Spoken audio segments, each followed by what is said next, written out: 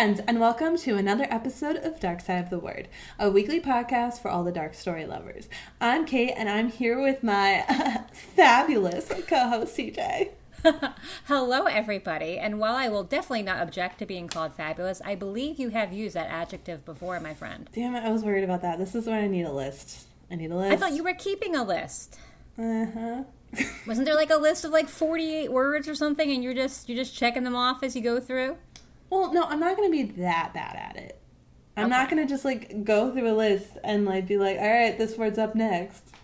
Okay. Well, I think next week I need 2 adjectives because this is a repeat this week. So I will be 2 things next week. I just need to keep a list of the ones I've used, so I don't reuse them. That's true.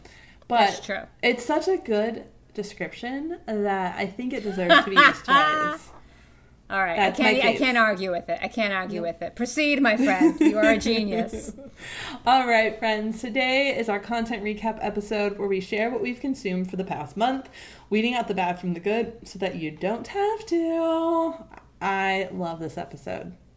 Yeah, it's fun. It's fun. I just get to talk about all the shit I've consumed and how much of a lazy ass I've been. But I feel that I'm working because now I have to share it on here. It is working. I never really think about that. I try to remember that, when I want to read something and I feel like, I have a billion other things to do. I shouldn't just read a book. I'm like, well, reading is working, if it's for the podcast or for the blog. So it's an essential part of what I do. See, exactly. And if I didn't read The Salt Grows Heavy last month, then what would we talk about? I know who wrote The Salt Grows Heavy. Okay. Does that mean you want to kick it off, my friend, with the most awful book ever? No, we are people who follow the same routine. And that means that CJ gives her book recaps first. I just thought if you were so excited about The Salt Grows Heavy that I didn't want to keep you from illuminating everybody about this book. I'm just going to keep everyone on the edge of their seats and make the listeners want to stay on, knowing that this anticipation awaits them. Okay. It's all about hooking our listeners in so they will stick around for us. That is true. Okay. Then I will begin. And listeners, don't worry, you won't have to wait around for long because I don't really have any books to talk about. Wait, I thought you said you did your work. Not this part. I saw movies and I watched shows this month, but there has not been a lot of time for reading lately for some reason. I've just been doing a lot of work on the blog, a lot of writing reviews and creating recipes, and I have read so many books in advance that I just have a slew of book reviews that can be posted for the next year without me even having to pick up a new book right now. Well, so I shouldn't brag that I've read like 50 books so far this year. I've read 11, I think. 11 or 12. Wow, she said that with such confidence after my number. This always happens to me this time of year. So my husband is a huge football fan. So from September to January, Monday and Thursday nights and all of Sunday, he is watching football, which means I am usually relaxing on the couch next to him reading a book. That's but now that football season a lot to be able to read during a football game. Oh, yeah, I can block anything out when I read. It's just like cone of silence. I can't with sports. That's the one thing I can't do. Sports, they hook me in. Oh, yeah, sports do not hook me in at all. Also, Ireland winning the Six Nations again. Okay, go ahead. Oh, yeah. Go Ireland, yay. I know, sports, ball.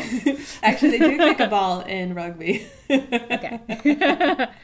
But now that football season is over, we watch a lot more TV together at night after work. So there's a lot of Antiques Roadshow and baking competitions and Supernatural. We're on season 12 now.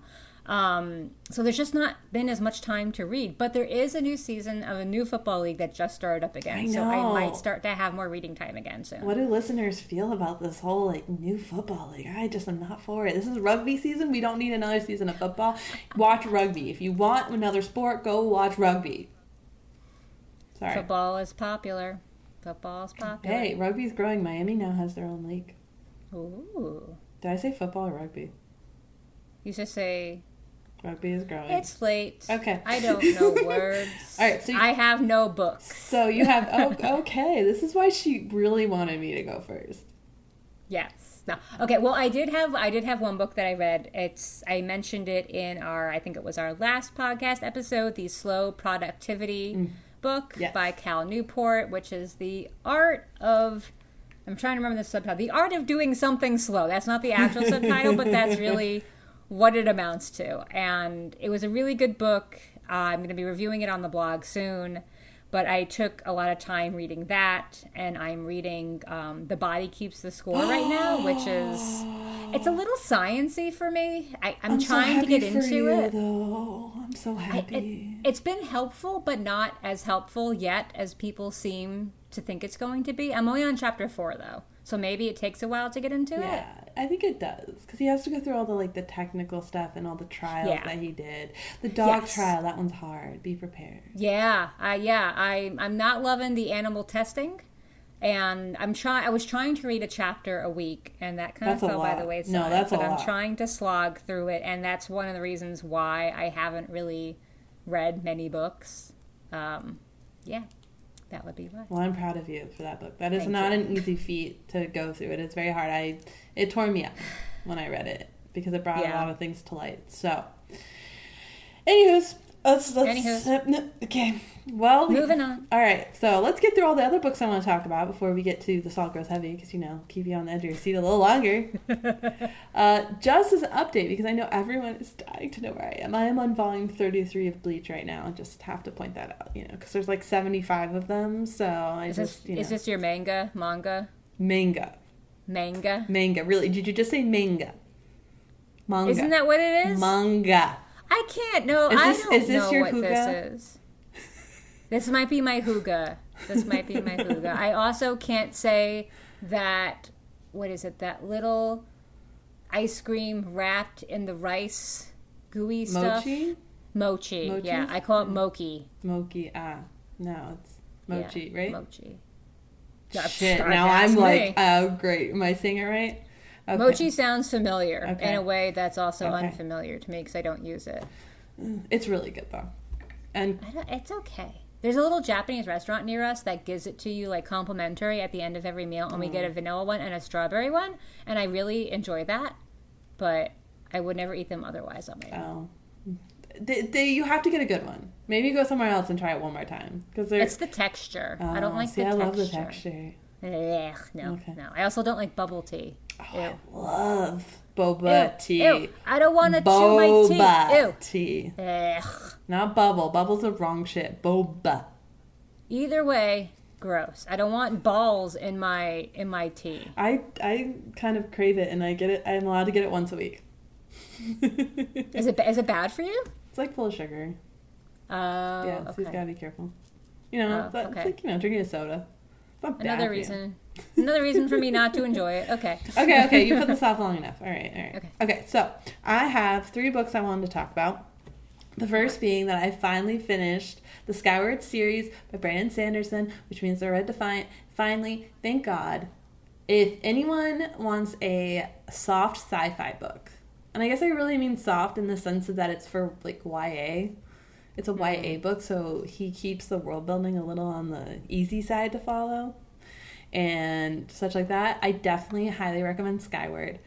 It is so funny. It is the only book in my IRL book club where everyone agreed on it and has read the whole series.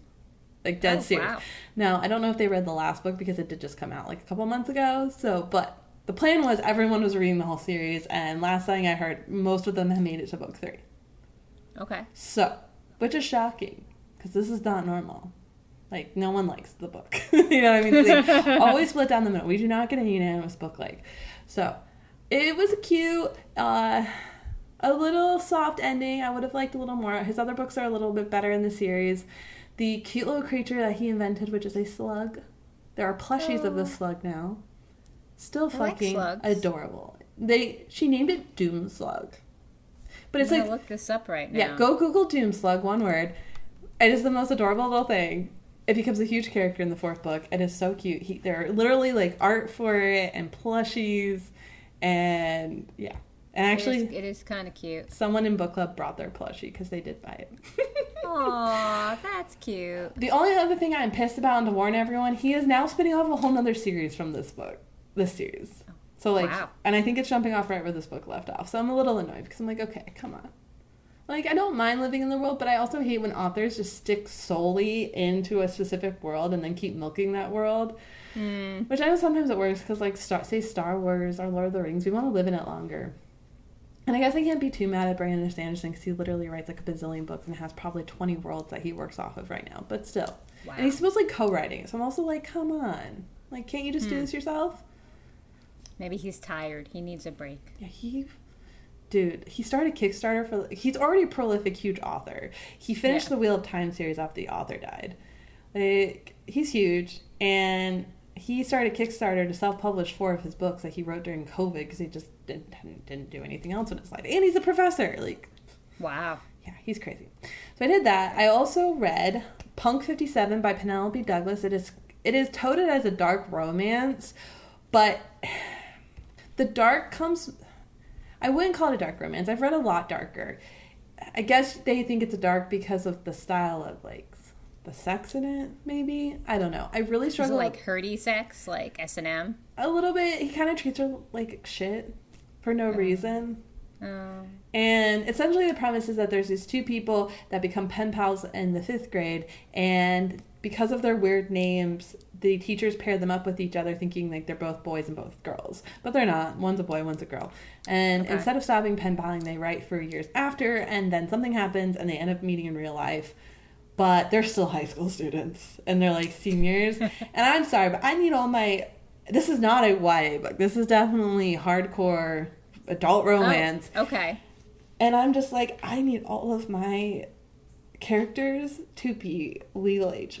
Because I cannot read explicit sex scenes about 2 high school seniors.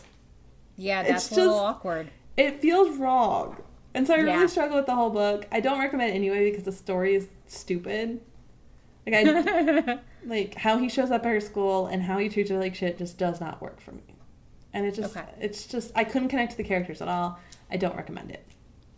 Okay, noted. And then finally, we'll get to Salt Grows Heavy by Cassandra Khaw. Sigh. All right, let's hear it. Okay, I did really like it. I didn't love it. Really? But I did like it. It's a lot better than Nothing But Black and Teeth. This one actually has some world building in it. It actually has a really strong background. You might actually like it. She goes lighter on the analogies. Okay. A lot lighter. But I appreciate her take on mermaids. So it is kind of like a mermaid story. It's a mermaid one. Where essentially what it starts off that, you know, it's Little Mermaid. She got ripped out of the sea by the prince. Mm-hmm. And it's not a happy story like the Disney version. And essentially she births some children, and then the children eat the whole town and kill everyone. Oh, that sounds kind of fun, actually. Yes. So the story starts as soon as the children are done eating the town, and now the mom goes off with the one last survivor of the town to try to go find life elsewhere, and they run into a band of boys that aren't the really boys. And it's dark and gruesome, and I really appreciated, because in this I felt like I could live in the world, even though it's really small and tiny book. Like there was room for me to have a background in a story and a character, and there was an ending, because I don't feel like there was a strong ending with Nothing But Black and Teeth, but this one was an ending. There was not. Yeah, exactly. Is this a novella? Yes. Okay. So it's a very quick read. I got it as an ebook. I read it in like, I think on my ebook it was like 110 pages. Like nothing. Should I give it a try and give Cassandra Khaw another shot? I think you might like this one. I would not recommend Nobody Takes the A Train or anything else, but I think because this is so short and way more horror than, say, Ninth House, because Ninth House is dark and spooky, but it's very character-based and fantasy and all that, which is more of like, Nobody Takes the A Train style. This is definitely like just steeped in horror, steeped in like spookiness. Mm-hmm. You know, there's enough to know the characters, but it isn't based on like that style. And so short, I think you could give it a try. I'm not gonna say you're gonna like it, but I think that it wouldn't hurt for you just to give this one a try. Okay. Because it's unique and it's very horror, and yeah, I gave it like 4 out of 5. So Like, I didn't love it, but I definitely liked it a Yeah. lot more than Nothing But Black and Teeth. And I appreciated her imagination and her creativity in the story, and I will definitely read another one of her novellas. Okay. I will maybe Oh my gosh. give it a try. I Maybe give it a try. I can't believe you're going to do it. I can't believe that. But normally I have a 50-page rule where if I read to 50 pages and I'm not into it, I'll stop reading. Since this is a novella, I'm going to stop at 25. Oh, I So it's a thought you were 25 going to page say, rule. like, oh, it's only, like, I stop at 50, but since it's only 100, I'll just finish it. No. If at page 25, I'm not feeling it, I'm calling a time of death. Okay, I will say, to help Oh, the God. It's whole going to thing. take till page, 62 to get into, No, isn't no, it? the beginning is a lot stronger than the end. So I could see you Okay. sticking on, because the beginning is a lot stronger and way more, like, it really is very interesting. And the end just kind of like, yeah, there's a better ending but than Nothing But Black Teeth, but it just kind of fizzles out at the end a little bit. But the beginning is very, like, intriguing and sucks you in. Okay. So. I'll give it a shot. I expect a phone call in the future for cussing me out, so. But if you could read it before our next recap for our listeners, we could have a discussion about it. Maybe. It's 100-something pages. It's true. Like, it's Okay, maybe. And it doesn't have the analogies to weigh you down. I will request it from the library when we get off recording, and I'll see when it comes in. The library gods will dictate when I read this book. I mean, if you can get an ebook version of it. I don't like ebooks. It's 106 pages to be exact. Oh, that's nothing. Yeah, It's itty bitty. Oh, you just said it's nothing. It's nothing. It's itty bitty. So yeah, 25 pages. We'll see how it goes. And listeners, drop a comment below if you've read Cassandra Caw. What's your take? Did you like Nothing But Black and Teeth, or did you like The Salt Goes Heavy? Or have you read Nobody Takes the A Train? Why do I keep wanting to say Devil? Nobody Takes the A Train. Which I need the second book to that series, like, now. Which also, listeners, if you haven't gotten the news, because I know CJ lives under a rock and she doesn't even care about this anyway, but if you have not heard the news, I don't know who you are and where you are, but Onyx Storm was just announced, and now I have to wait till January. Is that Rebecca Yarrow's book? Yes. Okay, I did hear that. I have to wait till January now. Did she write all her books already? Because she's just cranking them out. Hello, we're waiting like over a year for this one. But still, I mean, what is it going to be? 3 books in 2 years? 3 years? That's impressive. Book 1 and 2 only had 6 months between them. So my feelings are kind of how we're doing. She recorded the first book and then kept writing the second book. Mm-hmm. So by the time the first book was out, her second one was already finished, and now she's writing in real time. Okay, That's what my take is.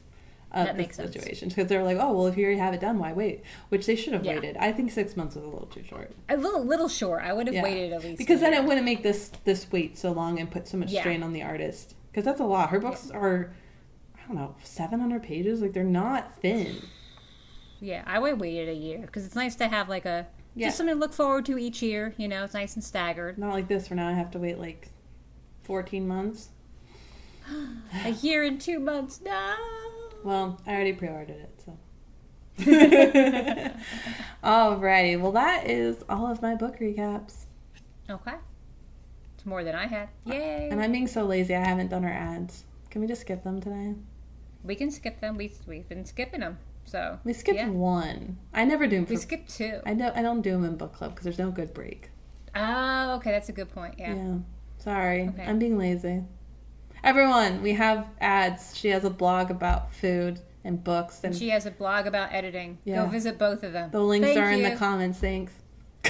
Done. Done. We're tired creatives who are cranking out art upon art, and we're tired. Yes. And we're doing a lot of stuff in the background for all of y'all to surprise you. So. And I want cake. That's what I want. Oh, I hate you. I really want a piece of cake. I'm trying to be really good. And I'm trying to as well. Can't have cake. Also, I don't have cake. I have Thin Mints in the freezer, though. Oh, that's nice. That's a good time. I love eating them frozen. All right, we're going off topic. All right, let's get to... Anyway. All right. Shows, friends. Shows and movies before I go on my tangent about poor things. Let's let the listeners hear happy things first. Okay, well, I don't know how happy these are, Oh, but gosh. I do have 2 movies and 2 shows, I think, to talk about. Okay, so we'll do movies first. So I saw a movie called The Exorcists, as in several exorcists, plural, more than one. It is a movie on Amazon Prime about several exorcists and a psychiatrist who are brought in to consult on a case of demonic possession, and hilarity ensues. And by hilarity, I mean crazy, demonic, supernatural nonsense. She calls it hilarity because this is her jam. Yeah, I did fall asleep halfway through because these movies put me to sleep. Not because they're bad, just because I feel an odd sense of, like, being soothed, and I just nod off during, like, every scary movie. See, here I was thinking this whole time my friend who fell asleep to Forensic Files was the weirdo, but now I'm starting to question that you might be above her. Yeah, I mean, every single time, pretty much. Unless it's in a theater or I have a friend over. But if I'm watching on my own, I will always fall asleep about 30 minutes in. Damn. 20 to 30 minutes in. Yeah. I just feel kind of cozy, and I just fall asleep, and I pause it, and then I sleep for like a half hour, 45 minutes, and I get up and finish the rest of the movie. It's a nice nap time. So was it scary then? It was scary. It was good. It was entertaining. You know, if you've seen The Exorcist, this won't be anything new for you. And I don't think it will even be as scary as The Exorcist. But if you're looking to pass 80 minutes with or without a nap in the middle with a decent scary movie, I'd say give this one a shot. It kept me entertained. Okay. And the other movie I saw was Ghostbusters: The Frozen Empire. I went on opening day and I got my Slimer popcorn bucket, which is now in my fridge. Because when I came back from Zumba one night, my husband had apparently cleaned up the kitchen, and I opened the fridge, and there is Slimer in the fridge with my Jell-O puddings in his mouth area where he put the popcorn. So he is now chilling in my fridge forever, and that's where he deserves to be. Really, that's where Slimer wants to be. So, Ghostbusters: The Frozen Empire. It's not nearly as good or spooky as Ghostbusters: Afterlife, which is the movie that came out 2 years ago, I guess. Yes. I thought Afterlife was fantastic. But this new one, Frozen Empire, it's a good time at the movies. Paul Rudd is in it. If you like Paul Rudd, he's hilarious. And Carrie Coon from The Gilded Age is in it, and she looks so different without her Victorian hair and her fancy clothes. I almost did not recognize her. And then there's McKenna Grace in it, who plays Phoebe, who is Egon Spengler's granddaughter. She was fantastic in Afterlife, and I think she did a good job in Frozen Empire. There are a lot of throwbacks in Frozen Empire. Afterlife was mostly its own plotline and movie, while Frozen Empire feels like it's leaning a lot on the old cast and memories from the first movie. A lot of nostalgia is used to push it along. But it was a good time. If you're a fan of the original Ghostbusters and you want some nostalgia feels, definitely go see this one. It's good spooky fun. Your review of Afterlife has actually convinced my partner to give it a try, because he is a massive it's so good. Ghostbusters I love fan. Afterlife. He's the type that's like, I have to stay with the original.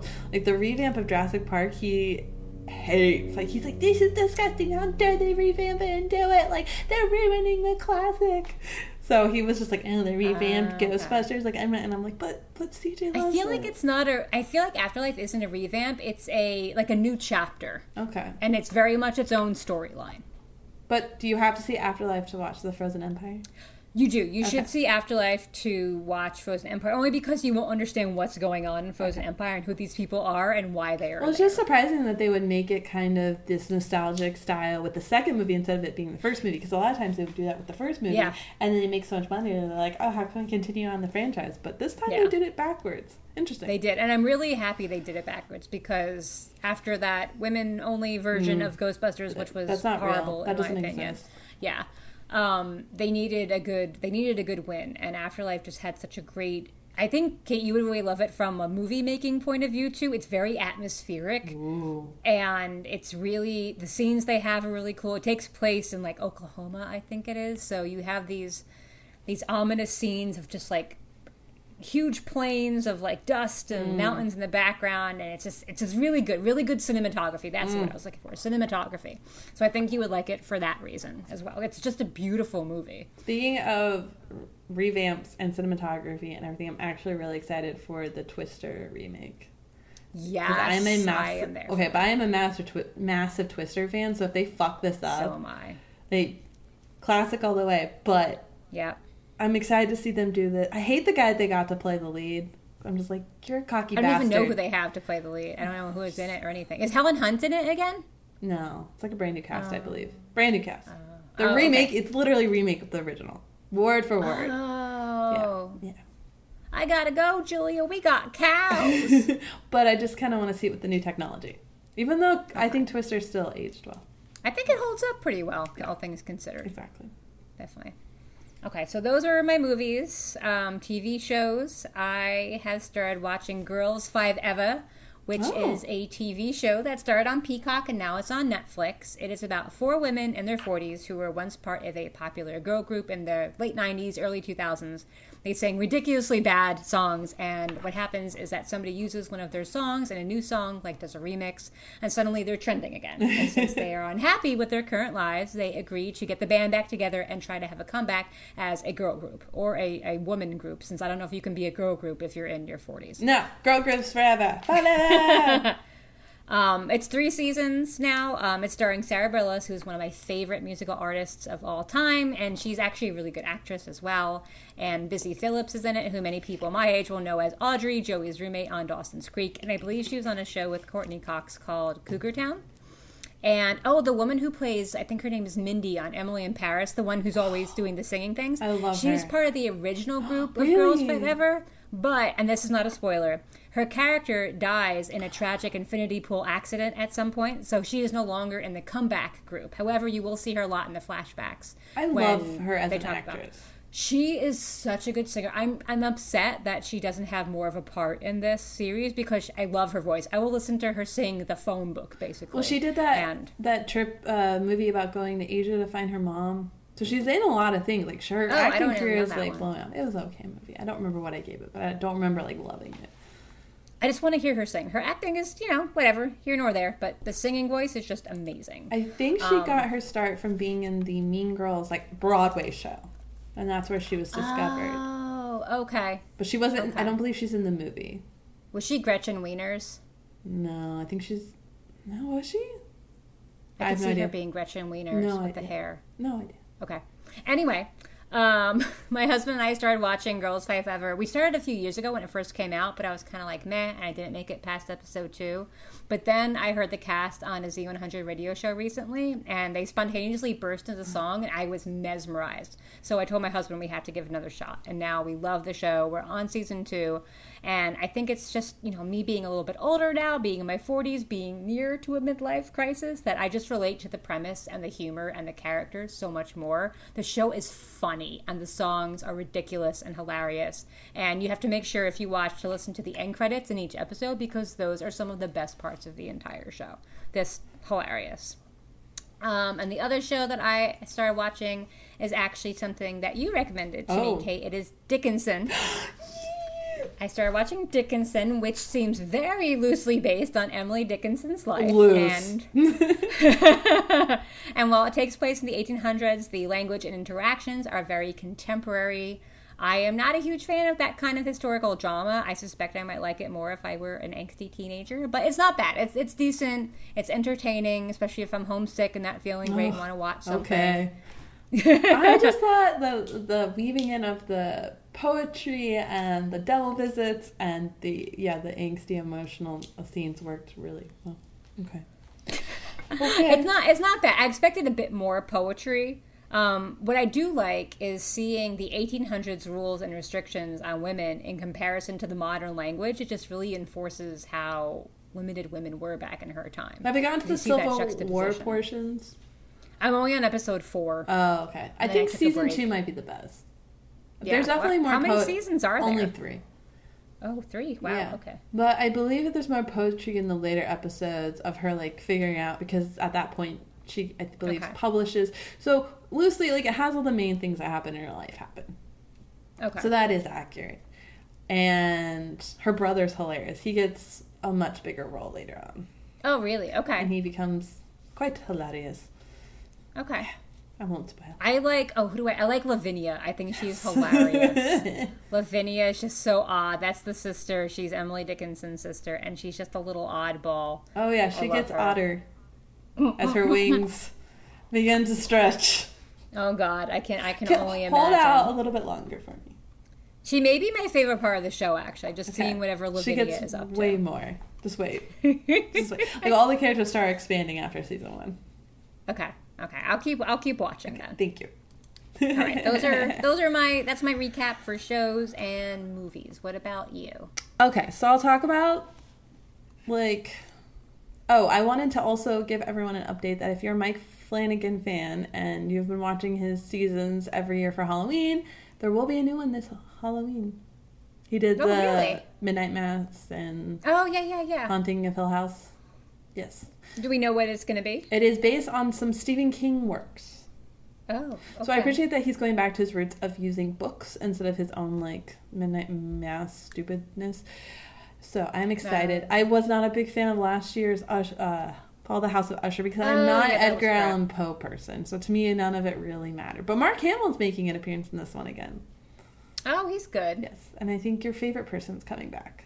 Your girl crush, I believe so. I love her. I hope she has better hair this time. I was scanning the cast list quickly, so don't I can't promise, but I feel like I should learn her actual name. I know, name. right? I don't even know her name. Girl crush is her name. Girl crush, yeah, just girl crush. Real quickly, I also watched season 3 of Stranger Things, so we're slowly making our way through that. Oh, Stranger Things! I haven't heard about that in a while. Well, we never watched it in real time. Okay. And then I watched season 1, I did watch season 1 in real time, but didn't get into it. It was kind of like your Girls 5 ever. Yeah. And then all the seasons came out, and I just kept hearing a lot, and I was like, let me give it one more try. And I'm still not a big fan of season 1. I think season 2 is my favorite so far. I think they could have ended after this season, because I don't know really, what... I mean, come on, we're just going to replay the same thing when monsters come. However, I know the spoiler of season 4. It's just so obvious. I don't think I watched season 4. I think the furthest I got was season 3, the mall. Yes. In the mall. Yes. Yeah, that's as far as I got was season 3. Well, the hopper of it all. It's so obvious. I'm not going to give Oh, God, yes, but I'm not going to, give it away, but it's just so obvious that, Oh, I think that's why I stopped watching. Come on, it's so obvious. Ain't dead. I figured he couldn't be. So I did that. Hopefully next month we'll finish it, because we like to binge it on our PJ weekends. I don't like to, onesie, twosie. Gotta be all in. I also went to go see Dune Part 2.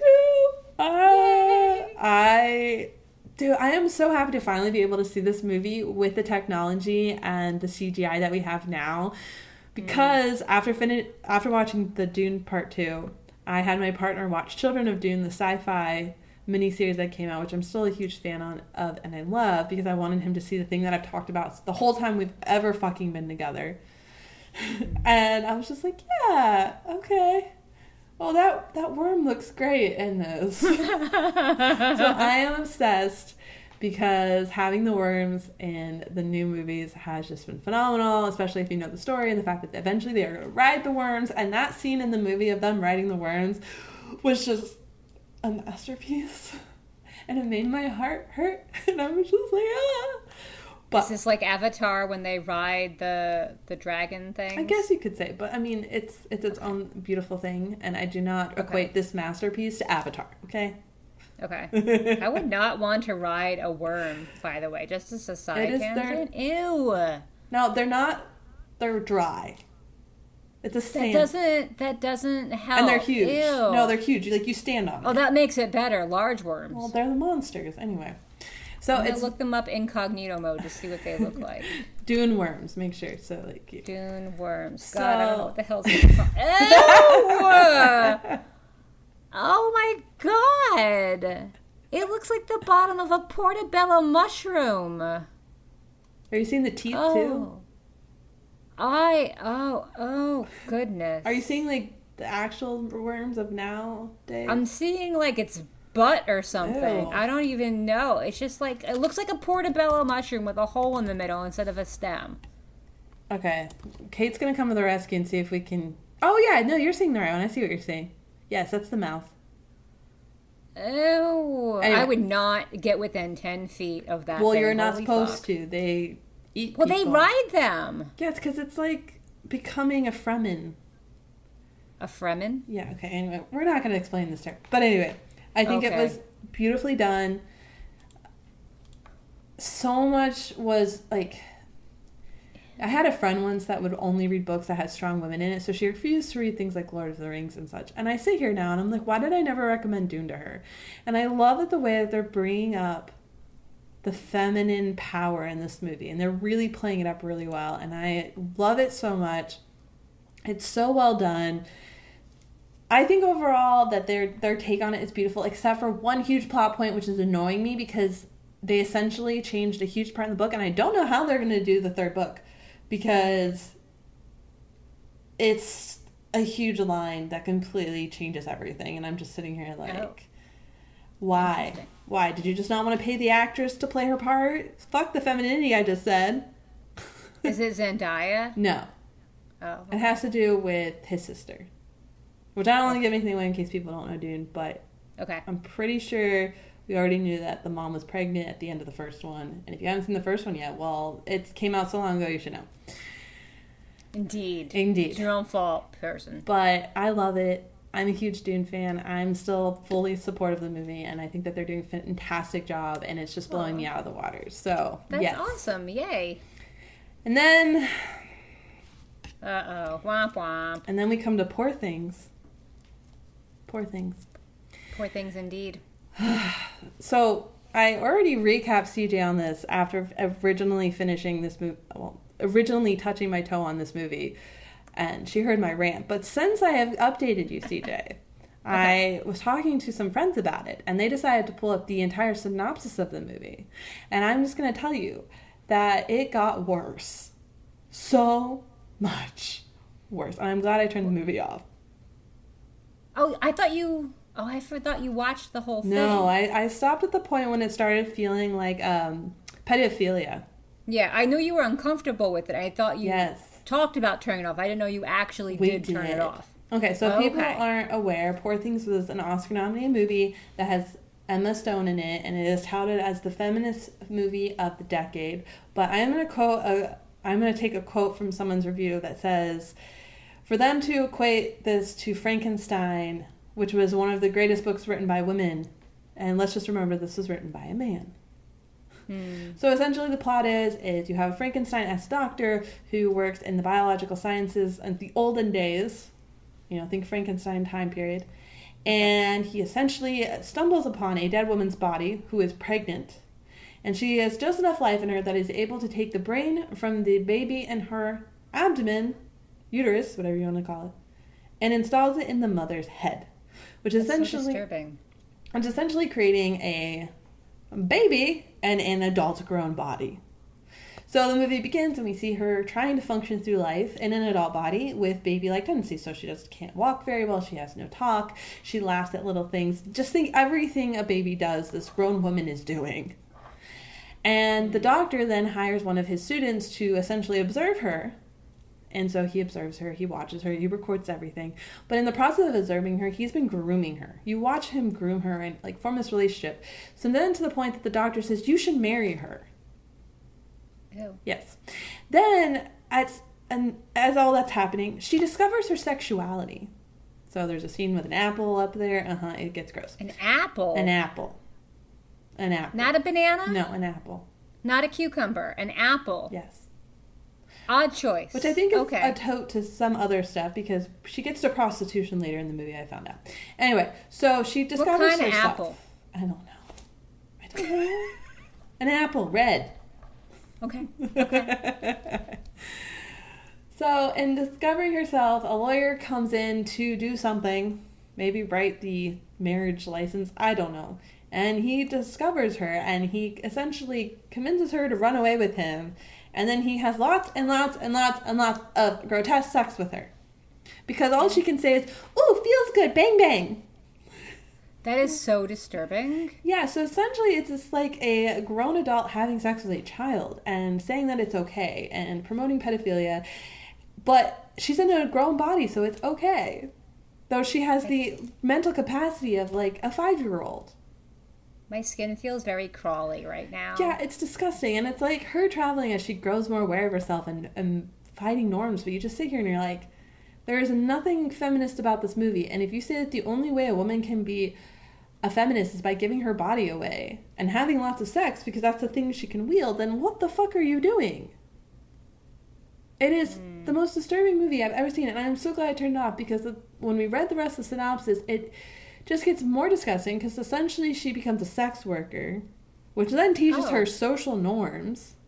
But then, and when she runs away, they also make another one of her, by the way, with a different girl.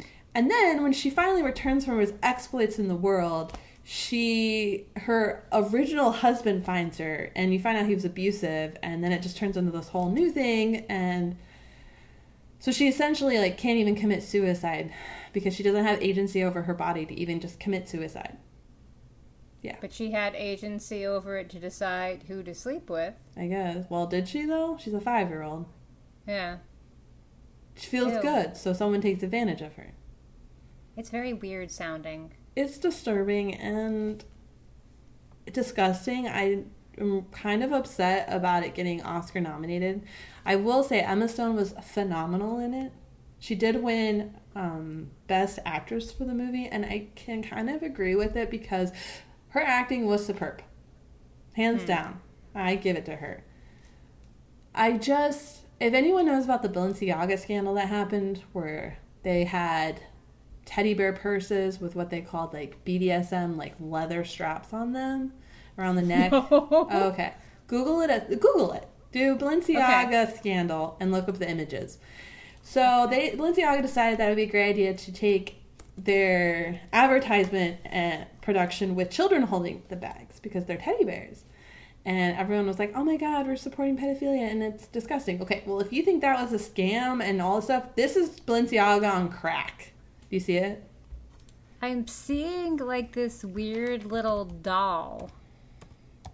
I don't know if this is right. It's like a little creature or something. Let's see. There's a couple versions. There's one that has like 2 different colored eyes. Oh, no. No, the first one, do you see a kid holding a teddy bear? Like purple teddy bear? Yeah. Yeah, and there's like a little redhead girl next to her. I'm on Google Images. Yes, and that's holding like a white teddy bear. Yeah. Yeah, that's what caused the scandal, is these children holding these bags. Well, they're not the prettiest bags ever created.